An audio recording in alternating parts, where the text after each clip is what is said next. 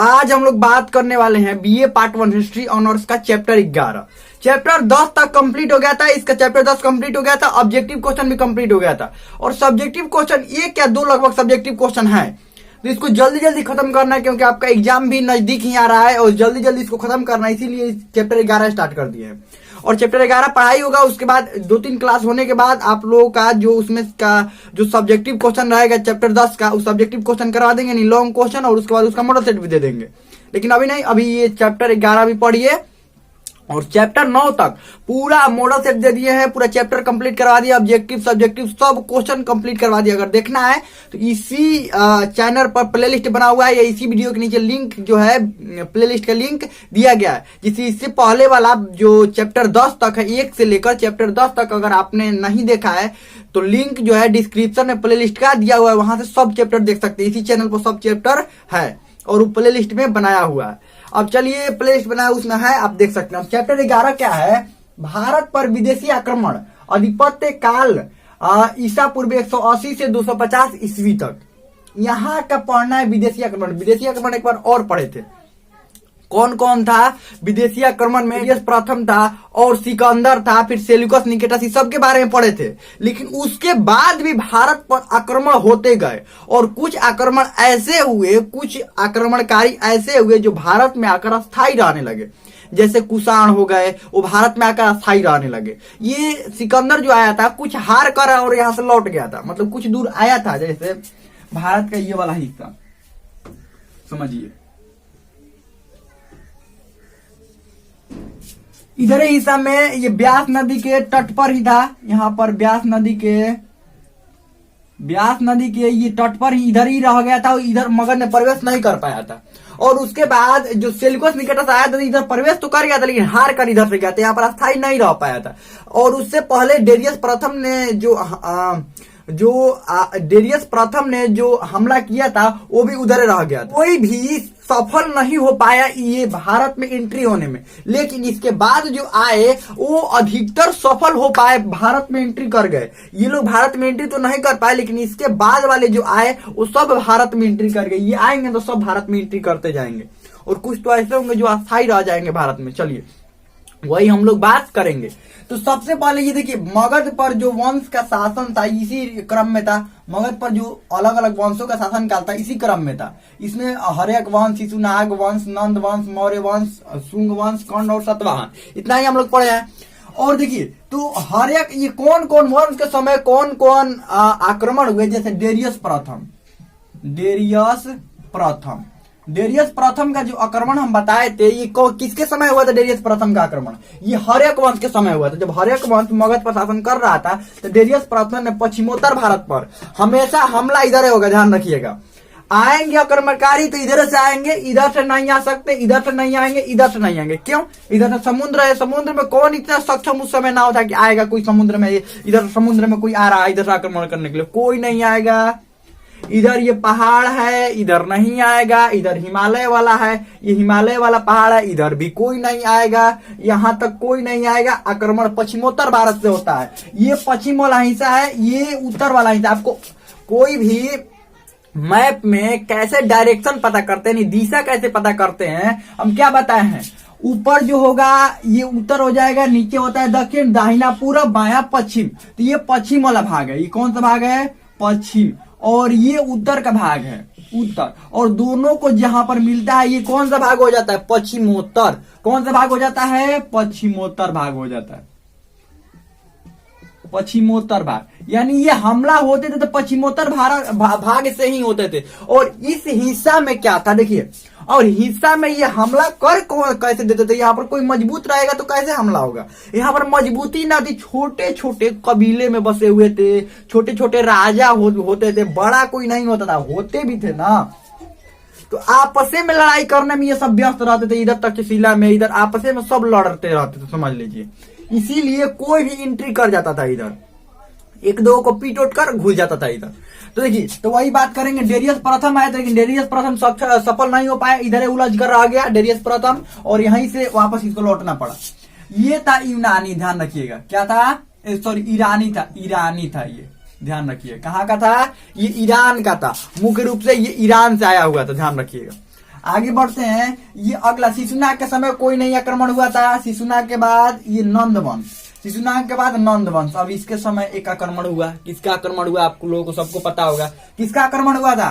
नंद वंश के समय जो आक्रमण हुआ था वो सिकंदर का आक्रमण हुआ था। नंद वंश के समय सिकंदर। लेकिन ये भी राजा को पता नहीं चल पाया, चाणक्य और चंद्रगुप्त मौर्य थे यही शासन पूरा संभाल लिए। पूरे जो जिम्मेवारी था चंद्रगुप्त मौर्य और चाणक्य ही संभाल लिए, जिसके कारण सिकंदर का थोड़ा सा भी प्रभाव नंद वंश या मगध पर नहीं देखने के लिए मिला। क्यों नहीं?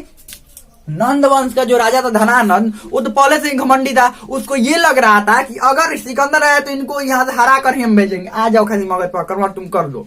लेकिन सिकंदर आक्रमण नहीं कर पाया। ब्यास नदी के इस तट से ही ये वापस लौट गया। कौन? ये देखिए, ध्यान रखिएगा, ये ब्यास नदी है। ब्यास नदी, ब्यास नदी ये सिंधु नदी के सहायक नदी है। ये है सिंधु नदी, ध्यान रखिएगा, सिंधु नदी की सहायक नदी है। तो ब्यास नदी की इसी तट से ये सिकंदर वापस लौट गया। पहले पढ़े भी थे कि वापस लौट गया था। कई प्रकार के, देखिए इसके सेनाओं में कई प्रकार के भय उत्पन्न हो गए थे, बहुत कुछ हो गया था। ये पढ़े हुए हैं पहले, तो ये पूरा डिटेल में नहीं बताएंगे, और क्लास लंबा हो जाएगा। तो सिकंदर इधर से हार कर लौट गया, भारत में एंट्री नहीं कर पाया। आगे बढ़ते हैं। मौर्य काल के समय इसी का सेनापति सेलुकस निकेटस, सेलुकस निकेटस, सेलुकस निकेटस तो आ गया यहाँ पर। ये सेलुकस निकेटस तो आ गया यहाँ पर मगध में। लेकिन मगध में आने के बाद यहाँ पर हार कर गया। इधर से चंद्रगुप्त मौर्य और चाणक्य का शासनकाल था। चाणक्य प्रधानमंत्री थे, चंद्रगुप्त मौर्य राजा थे, जिसके बाद इसको हार कर यहाँ से जाना पड़ा सेलुकस निकेटस को। ठीक है, आगे बढ़ते। और कौन आया? सेलुकस निकेटस के बाद इधर से अब आना शुरू हुए शुंग वंश के समय। कौन आया? इंडो ग्रीक आया। कौन आया? Indo Greek. ध्यान रखिएगा, इंडो ग्रीक। इनको इंडो ग्रीक क्यों कहते हैं? ग्रीक यानी कि यूनान से आया था। अब एक और बात समझिए, यूनान से आया था ना, यूनान, ये भी यूनान, ये भी कहां से आया था? यूनान। यूनान को यवन या आक्रमणकारी भी इनको बोलते हैं। क्या बोलते हैं? यवन। यवन ये संस्कृत भाषा का शब्द है। यवन आक्रमणकारी भी इनको बोलते हैं। यवन का अर्थ होता है तेज दौड़ने वाला। यवन का अर्थ क्या होता है? तेज दौड़ने वाला। तो ये यवन आक्रमणकारी थे।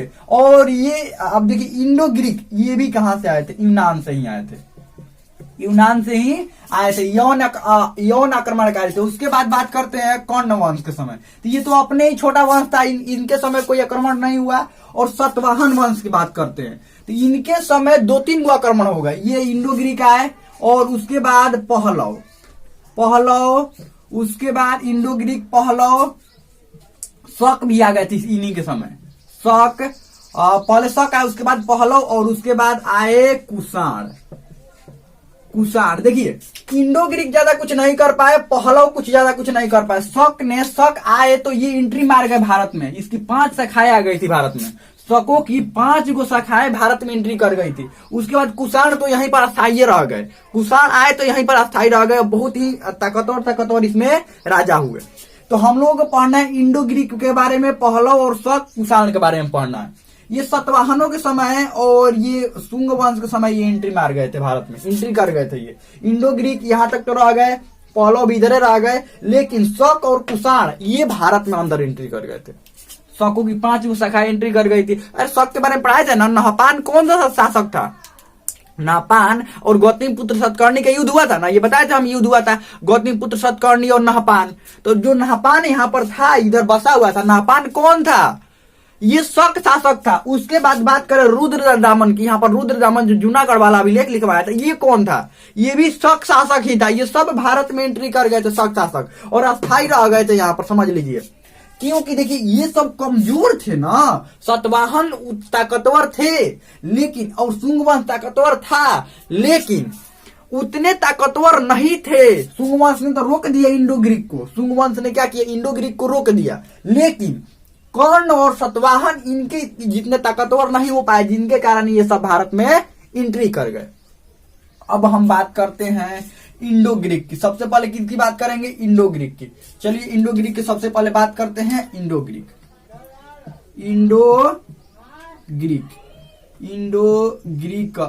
की बात करते हैं। दिखाई तो दे रहा होगा ना? चलिए दिखाई दे रहा होगा। Indo Greek. अब इंडो ग्रीक को हिंद यूनानी बोलते हैं। ये मिटा देते हैं। इंडो ग्रीक को हिंद यूनानी यहाँ पर अच्छा से थोड़ा सा लिख देते हैं।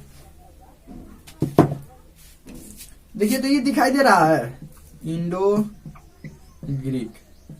देखिए अलग अलग प्रकार के मार्कर लेकर आए हैं ताकि देखने में आप लोगों को अच्छा लगे थोड़ा सा। इंडो ग्रीक के 4-5 तरह लेकर आए हैं तो सोच रहे हैं कि सभी का उपयोग कर दे अभी। इंडो ग्रीक को क्या कहते हैं? हिंद यूनानी।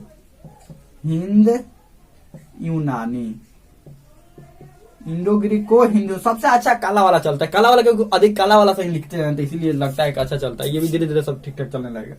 चलिए इसी से लिखते हैं, यही दो से लिखते हैं, हटा देते हैं ये दोनों। इंडो ग्रीक अब सबसे क्योंकि यहाँ पर सेल्यूकस निकेटर तक तो पढ़ लिया, अब इंडो ग्रीक वाला थोड़ा सा पढ़ लेते हैं। ये इंडो ग्रीक कौन थे और ये कहां से आए हुए थे? ये इंडो ग्रीक हिंद यूनानी आपको पता है, यहाँ आकर यहीं पर बस गए इसीलिए इनको हिंद यूनानी कहा जाता है। अब ये पश्चिमोत्तर भारत से इनका आक्रमण हुआ है। किनके समय? शुंग वंश के समय। शुंग वंश के समय इनका आक्रमण हुआ। सबसे पहला जो राजा था वो डेमेट्रियस प्रथम था। इसमें सबसे पहला राजा डेमेट्रियस प्रथम, यानी डेमेट्रियस प्रथम इसको मान सकते हैं, या डेमेट्रियस भी इसको कह सकते हैं। डेमेट्रियस था, ठीक है। अब डेमेट्रियस सबसे पहले ये निकला यूनान से, समझ लीजिए ये यूनान से निकला। यूनान से निकलकर इसने सुन रखा था कि हमारे एक पूर्वज थे सेल्यूकस निकेटस, सॉरी ये सिकंदर, उन्होंने विश्व विजेता बनने का सपना तो देखा था लेकिन भारत में ही आकर उनका सपना टूट गया था। तो इसने कहा कि हम सपना पूरा करेंगे। कौन? डेमेट्रियस प्रथम। उन्हीं को आदर्श मानता था, ये सिकंदर को ये आदर्श मानता था। डेमेट्रियस प्रथम क्या करता था? सिकंदर को आदर्श मानता था, अपना आदर्श मानकर, और ये निकला यूनान से भारत को जीतने के लिए। पूरा प्लानिंग बना लिया कि भारत को कैसे जीतना है, क्या करना है, पूरा एकदम कागज पेंसिल से, एकदम कागज पर नहीं तो उस समय तो कागज उतना प्रचलित नहीं था, ऐसे ही बता रहे हैं। पूरा एकदम अपना बना लिया, एकदम ढांचा सही तरीका से पूरा प्लानिंग कर लिया, किसको हराना पड़ेगा, किससे लड़ना पड़ेगा, किससे दोस्ती मित्रता, सब भारत में आकर बस करना ही है कि भारत को पूरा जीत लेना। तो इसको ये नहीं पता था कि इससे भी खतरनाक लोग है। अभी भारत में अभी मौर्य वंश का ही शासनकाल चल रहा था। शुंग वंश से पहले जब ये प्लानिंग यहाँ पर बना रहा था ना, तो उस समय अभी मौर्य वंश का शासनकाल चल रहा था। तो इसको था कि मौर्य वंश वालों ने हराया है ना हमारे पूर्वज को, सेल्यूकस निकेटस को भी हराया है, सिकंदर को भी हराया है, हम जाकर मौर्य वंश को हराएंगे। ये कौन? डेमेट्रियस जो था, ये पहले से प्लानिंग पूरा फुल प्रूफ एकदम प्लानिंग बना लिया, ठीक है। अब यहाँ से निकला। अब निकलने के बाद डायरेक्ट यहाँ पर भारत में आक्रमण तो नहीं कर देंगे। कई बार हम आपको बताए कि बीच वाले भी ये रोकेंगे। ये आकर इधर हराते लड़ते उड़ते पहुंचा यहाँ पर अफगानिस्तान में है हिंदू कुश पर्वत। ध्यान रखिएगा, ये हिंदू कुश पर्वत है। हिंदू कुश पर्वत नाम आप शायद सुने भी होंगे, हिंदू कुश पर्वत का। यही है हिंदू कुश पर्वत। ये वाला हिस्सा क्या है? हिंदू कुश पर्वत है। जो हिंदू कुश पर्वत पार कर जाता था तो समझ लीजिए वो भारत में अब एंट्री करने के लिए तैयार हो गया एकदम। ये लड़ते उड़ते हिंदू कुश पर्वत पार कर गया और इसने अपनी राजधानी कहां पर बनाया?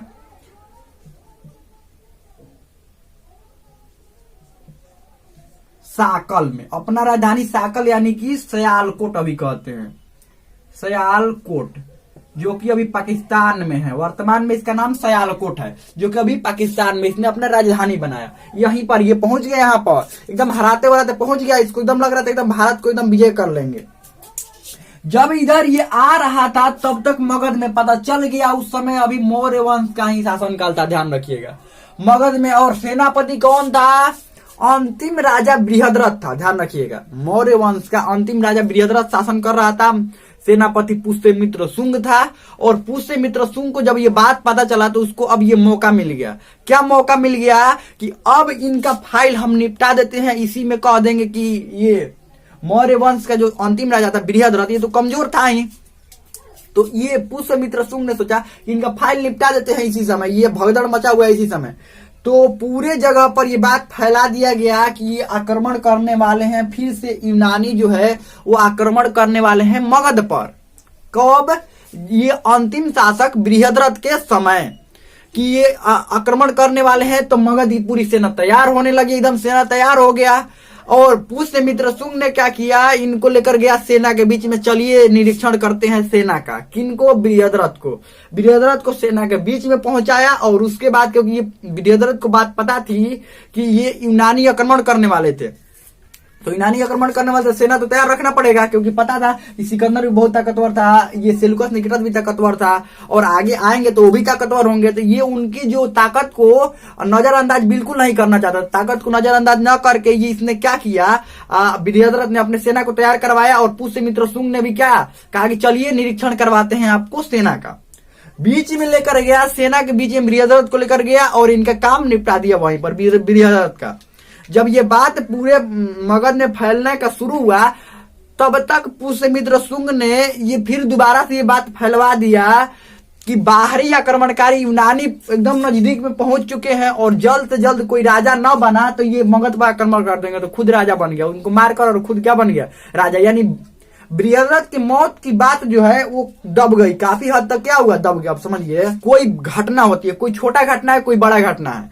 अगर कोई छोटी घटना हुई वो पूरा हाईलाइट होने लगा, उसके बाद एक बड़ा घटना कोई हो जाए तो वो घटना ढक जाती है नीचे। जैसे मान लीजिए हमारे ये अंगुली में थोड़ा सा हल्का सा खरोच आ जाए, ठीक है, हल्का सा खरोच आ जाए, हल्का सा, तो हल्का सा दर्द करेगा। और इसी पर एक बड़ा सा ईंटा आकर पत्थर ये गिर जाए, पत्थर एकदम बड़ा सा पत्थर इसी पर गिर जाए, तो हाथ में पूरा दर्द होगा ना, पूरा जोर से चोट लग जाएगा। तो अब कौन सा दर्द हमको ज्यादा दिखाई देगा, ये खरोच वाला दर्द हमको लगेगा कि खरोच वाला दर्द हुआ है, नहीं, कौन, ये वाला दर्द लगेगा, बहुत तेज दर्द कर रहा है। वैसे ही राजा की हत्या वहीं पर दब गई, और बाहरी आक्रमणकारी की बातें चारों तरफ होने लगी, बाहरी आक्रमण कर रहे हैं। तो पुष्यमित्र शुंग राजा बना, राजा बनते ही अपने बेटा अग्निमित्र को भेजा, इस तरफ भेजा, और इसने क्या किया, अग्निमित्र ने डेमेट्रियस को हरा दिया। अग्निमित्र ने डेमेट्रियस को हरा दिया। डेमेट्रियस आगे बढ़ने का प्लान जो है वो कैंसिल कर दिया और यहीं पर रुक गया। उसके बाद डेमेट्रियस ने क्या किया, ये आदर्श उसको मानता, ध्यान रखिएगा, सिकंदर को आदर्श मानता था अपना। इसने ये यूनानी और यूनानी और खरोष्टी दोनों में अपने सिक्के जारी किए। यूनानी और खरोष्टी दोनों में अपना क्या किया, ये सिक्का जारी किया, यूनानी और खरोष्टी में डेमेट्रियस ने। उसके बाद डेमेट्रियस का सेनापति एक था जिसका नाम था मीनांडर। डेमेट्रियस का सेनापति जिसका नाम क्या था, मीनांडर था। अब डेमेट्रियस का सेनापति मीनांडर, अब इसको लगा कि ये ऐसे कैसे हो सकता है कि ये हम लोग आगे ना बढ़ेंगे। तो डेमेट्रियस ने कहा कि ठीक है, सेना को दो भागों में बांट देते हैं। एक भाग की जिम्मेवारी डेमेट्रियस ने अपने भाई को दे दिया जो इधर की तरफ बढ़े आगे, और दूसरा मीनांडर को बोले कि ठीक है, जाओ, तुम जाना चाहते हो ना आगे, तो बढ़ो, लड़ो, मरो, जो करना है करो, ये आगे बढ़ो। सेना की जिम्मेवारी मीनांडर को दे दिया, सेनापति को। मीनांडर मुख्य रूप से मुख्य बन गया। अब मीनांडर आगे बढ़ने लगा। इधर आगे बढ़ते बढ़ते इसने कुछ हद तक इधर वाला जो क्षेत्र है वो कब्जा कर लिया। उसके बाद इसने देखा कि शुंग वंश जो है, मौर्य वंश के बाद जो शुंग वंश आया है, वो बौद्ध धर्म के सख्त विरोधी। आपको पता है पुष्यमित्र शुंग ने बहुत सारे बौद्ध स्तूप, 84,000 बौद्ध स्तूप तोड़वा दिया था, बहुत सारे 84,000 बौद्ध स्तूप तोड़वा दिया था। इसको लगा कि ये जो है ये बहुत ही बौद्ध धर्म के लिए खतरा है, ये शुंग वंश। तो ये काम करते हैं, हम बौद्ध धर्म वालों से मिलते हैं, जो बौद्ध धर्म अपनाते हैं, वो हमारा समर्थन जरूर करेंगे। तो इसने क्या किया, बौद्ध धर्म ग्रहण कर लिया। कौन, मीनांडर जो था वो बौद्ध धर्म ग्रहण कर लिया। बौद्ध धर्म, मीनांडर जो था वो बौद्ध धर्म ग्रहण कर लिया। और बौद्ध धर्म ग्रहण करने के बाद इसने बौद्ध धर्म ग्रहण कर लिया, और इसने नागसेन जो कि बौद्ध धर्म के अनुयायी थे, नागसेन और इसके बीच, मीनांडर के बीच अब वाद विवाद होने लगा। वाद विवाद का मतलब बातचीत होने लगा, और प्रश्नों का उत्तर नागसेन देने लगे मीनांडर के। मीनांडर का हर प्रश्न का उत्तर नागसेन देते थे, जिसको एक किताब में नागसेन ने रचना किया जिसका नाम है मिलिहिंद पन्हो।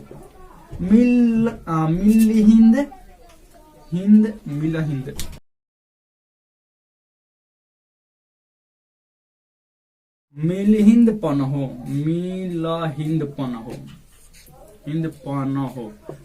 पन्हो एक किताब में रचना किया गया। और जितने भी इन दोनों के बीच बातचीत हुआ, मीनांडर और नागसेन के बीच, ये सब कुछ एक ही में वर्णन करवा दिया, इस किताब में वर्णन कर दिया गया। अब इसके बाद मीनांडर, तो अब माना जाता है कि मीनांडर आक्रमण किया, फिर अग्निमित्र ने क्या किया, मीनांडर को भी हरा दिया। अग्निमित्र ने मीनांडर को भी हरा दिया, वो पहले भी पढ़ाए थे हम, मीनांडर को भी हरा दिया। और इसके बाद भी एक दो शासक हुए, जैसे डेमेट्रियस के बाद मीनांडर अब बन गया प्रमुख। कौन बन गया, डेमेट्रियस की मृत्यु होते ही मीनांडर प्रमुख बन गया, तो मीनांडर माना जाता है कि मीनांडर को भी हराया। और उसके बाद मीनांडर ने क्या, ये मीनांडर के बाद भी एक दो आए, इन्होंने सिक्का भी चलवाया, बहुत सारे पद्धति का इसने विकास किया। तो एक दो आए शासक, लेकिन ये इनके जितना ताकतवर नहीं हो पाए, मीनांडर और डेमेट्रियस के जितना ताकतवर नहीं हो पाए, इसलिए उनका ज्यादा कुछ नाम नहीं आता है। तो वही बात करेंगे, जैसे इंडो ग्रीक के बारे में अब हम लोग पढ़ ली। इंडो ग्रीक तो इसको क्या बोलते हैं शॉर्टकट में, ISPK, इंडो ग्रीक। उसके बाद एस से शक और पी से पहलव और के से कुषाण। कुषाण कहाँ पर लिखे हैं, कुषाण लिखे नहीं है क्या, कुषाण समझ लीजिए, कुषाण। ये कितने आक्रमण किए थे, इंडो ग्रीक, शक, पहलव और उसके बाद कुषाण। इंडो ग्रीक, शक, पहलव और कुषाण, इसको ISPK बोलते हैं। तो इंडो ग्रीक के बारे में तो हम लोग पढ़ लिए। अब ये बात करेंगे कि इंडो ग्रीक यानी कि यूनानियों का प्रभाव क्या रहा। अब समझिए, ये आएंगे तो कुछ ना कुछ तो प्रभाव डालेंगे, इनका प्रभाव क्या रहा, इस प्रभाव के बारे में बात करेंगे। तो इधर मिटा देते हैं ये सब, ये मैप बना लीजिएगा और ये तो समझ में आ ही गया होगा। चलिए बात करते हैं, अब बात करते हैं यूनानियों का प्रभाव क्या रहा। तो यूनानियों का प्रभाव लिखेंगे, यूनानियों का प्रभाव, यूनानियों का प्रभाव। तो यूनानियों के प्रभाव की बात करें तो सबसे पहले राजा का दैवीय सिद्धांत के बारे में ये लोग कहे थे।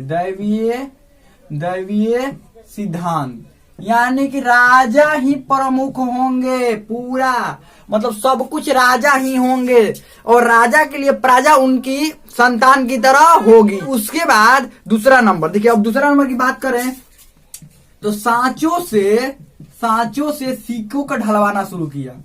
सिक्कों को ढलवाना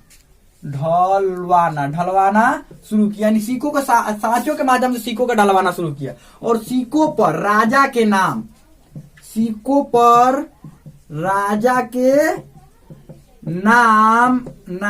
चित्र और ये राजा का नाम चित्र और ये उपाधि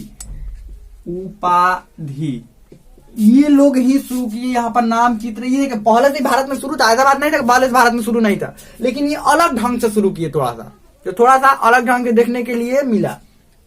आगे बढ़ते हैं, भारतीय रंगमंचों में